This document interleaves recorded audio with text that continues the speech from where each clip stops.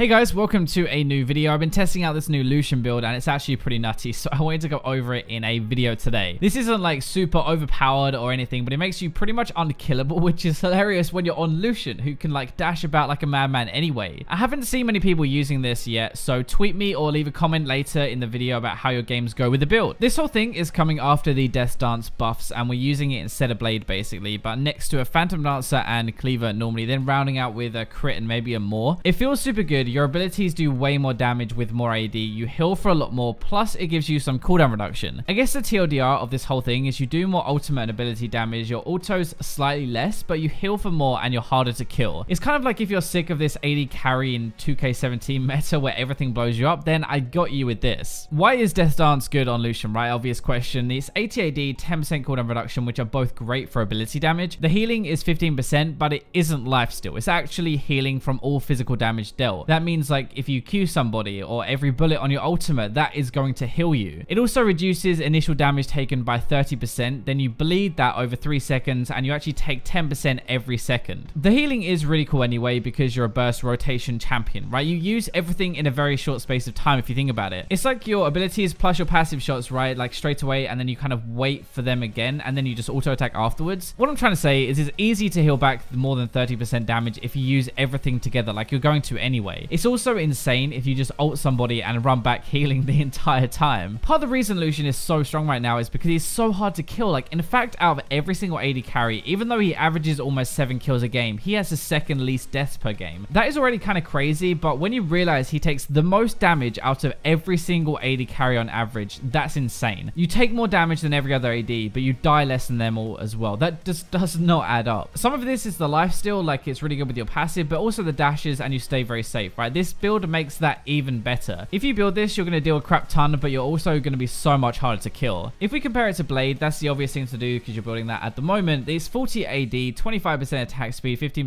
lifesteal. The active is that 100 damage, plus we have the 8% current health damage on auto attack. So it's less healing. It's the same percentage, remember, but it's just lifesteal. It's not healing from all abilities as well like Death Dance. It's actually half the AD, but we get 25% attack speed, so we attack more and those autos have the percentage damage. That's kind of what I mean by Death Dance is better ability damage and burst, but Blade is better auto damage. That is why it's pretty sick to start, really. Like we burst harder, it's better for the lane phase for sure, and after that we have two options. So I like Phantom Dancer and Cleaver. The Cleaver is really good for ability side of things. Like your auto attacks are not going to be as amazing, but you'll do a freaking ton of damage. It's another 40 AD and 20% more cooldown reduction as well, bringing us to 30% already. By the way, to make a point, right, you know how much your abilities do with Cleaver and Blade together, right? You burst pretty hard. That is with 80 AD total across both of those items. That is the same as on Death Dance alone. That is why it's so good early. But yeah, so you'll do more damage with your abilities. You'll also be healing a bit more with the armor reduction on Cleaver, and you dash around like a madman with that cooldown reduction. The Phantom Dancer is a whole another beast though, and I do really like this. It makes your build a bit more versatile because you've got auto attacks plus ability damage, but it's kind of more defensive. It sounds weird, but it is. You get the attack speed and crit, that's the aggressive part, but really it's the two passives that synergize so well. 7% move speed while you're within 550 units of an enemy champion, which is kind of basically your attack range, to be honest. It's really the 12% damage reduction against the last enemy hit though that is on the Phantom Dancer. You've already got 30% damage reduction from Death Dance. Well, like you bleed it after, but it's 30% off that first hit, plus now another 12% total damage reduction. Just to give you an idea, this is very rough. Math geeks, do not punish me for this, please. If Syndra's ultimate did like 2000 damage right to you late game, with this you could take like 1200 up front and then you'd have time to lifesteal the next 600 or whatever. That's not exact, but that gives you an idea of why this is bloody insane. This can actually get even better if you build properly afterwards, if you throw in a Mortimer Mortius or a Blade of the Ruined King. Death Dance is really good on any champion with double lifesteal because you have even more healing to heal back the bleed damage, but these two are in particular. Mortimer Mortius gives us magic resist, so we take less damage in the first place, AD and cooldown reduction to cap you now at 40%. It's also a 350 magic shield and 20 extra AD and 10% lifesteal when that thing procs. You kind of want to think of this as like against an AP burst champion like Syndra or LeBlanc LeBlanc or whatever, you basically will just not die with this setup anymore unless you really screw it up, and you have to try really hard to die. The blade actually has a really cool synergy though. So the blade percentage damage is taken into account for lifesteal from the blade itself. The blade has 15%